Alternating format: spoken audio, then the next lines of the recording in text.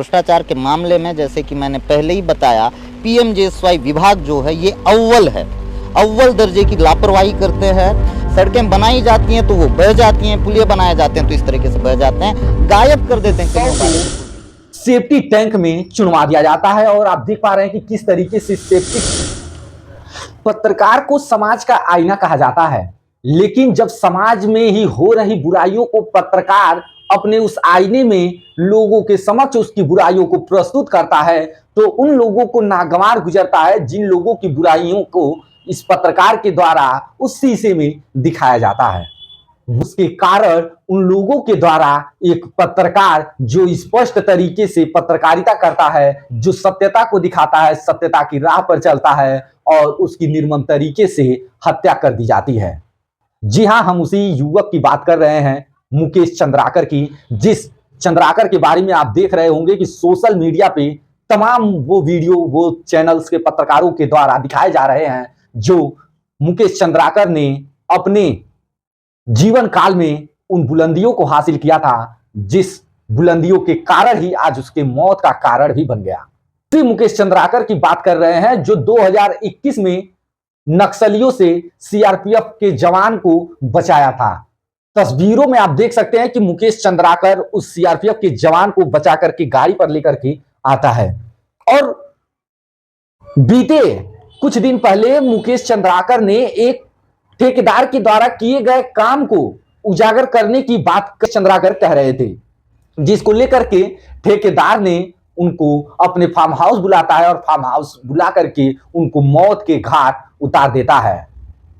इस पूरे मामले के तह तक हम जाएंगे और इस समझने का प्रयास करेंगे कि आखिर पूरा मामला है क्या। अच्छी पत्रकारिता के कारण उसको मौत के घाट उतार दिया जाता है और उसकी निर्मम तरीके से दर्दनाक हत्या कर दी जाती है। आज के इस क्राइम रिपोर्ट में हम देखेंगे कि किस तरीके से मुकेश चंद्राकर की हत्या की जाती है और हत्या करके उसे सेफ्टी टैंक में चुनवा दिया जाता है। जय हिंद, आप देख रहे हैं एबीसी हिंदुस्तान और मैं हूं कुमार बबलू। तो साथियों, बता दें कि एक ऐसी दर्दनाक घटना मैं आपको बताने जा रहा हूं जिस घटना के सुनने के बाद शायद के भी रोंगटे खड़े हो जाएं। हम बात करेंगे मुकेश चंद्राकर पत्रकार की। यह एनडीटीवी के पत्रकार थे जो निष्पक्ष तरीके से पत्रकारिता करते थे, जीरो ग्राउंड लेवल से जी वो खबरें दिखाते थे जिन खबरों तक बहुत से पत्रकार नहीं पहुंच पाते थे।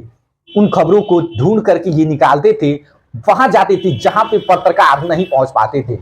पहले कुछ तस्वीरें मैं उनके पत्रकारिता की दिखा देता हूं कि जंगलों में आप देख पा रहे हैं कि किस तरह से मुकेश चंद्राकर जो है जाते हैं, रिपोर्टिंग करते हैं, नक्सलियों के बारे में जानते हैं, आखिर किस तरीके से वे लोग रहते हैं।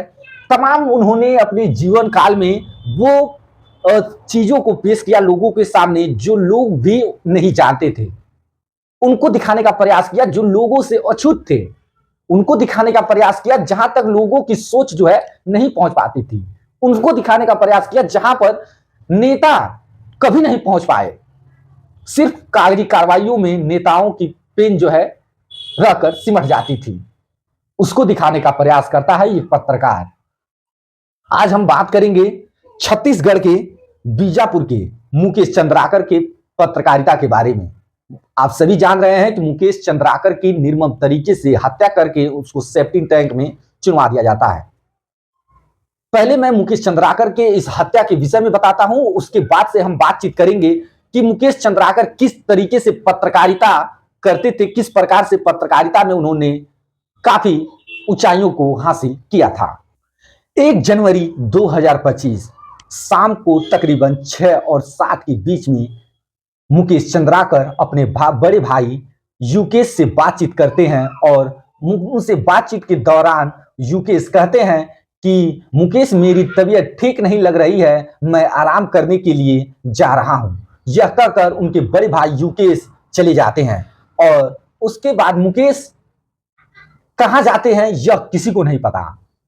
जब युकेश अगले दिन सुबह उठते हैं तो वो अपने भाई से हाल चाल लेने के लिए वह उनसे संपर्क करने के लिए फोन करते हैं। जब फोन नहीं लगता है तो अपने छोटे बेटे को उनके पास भेजते हैं, तो यह पता चलता है कि वह नहीं है और फिर जो है युकेश को यह लगता है कि वह कहीं पत्रकारिता करने के लिए, कोई खबर बनाने के लिए वह घर से बाहर गए हुए हैं।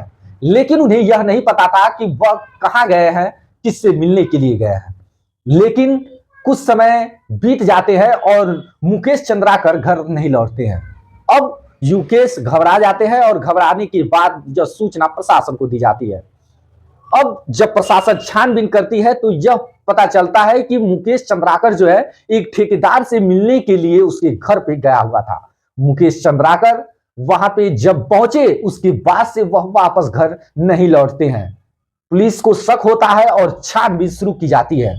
तब यह पता चलता है कि उस ठेकेदार के घर के फार्म हाउस में एक सेफ्टी टैंक का निर्माण अभी हाल ही में किया गया था। अब उस सेफ्टी टैंक को लेकर के पुलिस जो है छानबीन करने लगती है और छानबीन में यह पाती है कि सेफ्टी टैंक में ही उस युवक यानी मुकेश चंद्राकर की हत्या करके उसके शव को ठिकाने लगाया गया है। आप देख पा रहे हैं कि प्रशासन के द्वारा उस सेफ्टी टैंक को खुदवाया जाता है और सेफ्टी टैंक को खुदवा करके उसमें से मुकेश चंद्राकर के शव को बाहर निकाला जाता है। शव जो है पूरी तरीके से फूल चुका था। शव को कब्जे में लेकर के पुलिस पोस्टमार्टम के लिए भेज देती है। लेकिन अब बड़ी बात यह है कि क्या एक पत्रकार को निष्पक्ष तरीके से पत्रकारिता करने का सजा मौत है? क्या समाज में हो रही बुराइयों को दिखाना ये गलत है? क्या समाज में हो रहे हत्याओं को लेकर के उसका उजागर करना क्या गलत है? क्या समाज में हो रहे गलत ठेकों को लेकर के समाज को उन खबरों तक पहुंचाना क्या गलत है? अब इसको लेकर के आप विचार कीजिएगा। जिस तरीके से एक निर्मम तरीके से पत्रकार की हत्या की जाती है और हत्या करके उसके शव को सेफ्टी टैंक में चुनवा दिया जाता है, इस पूरे खबर पे अपनी राय जरूर दीजिएगा। आपके कमेंट का हमें बेसब्री से इंतजार रहेगा। फिर मिलते हैं नेक्स्ट वीडियो में, तब तक के लिए जय हिंद।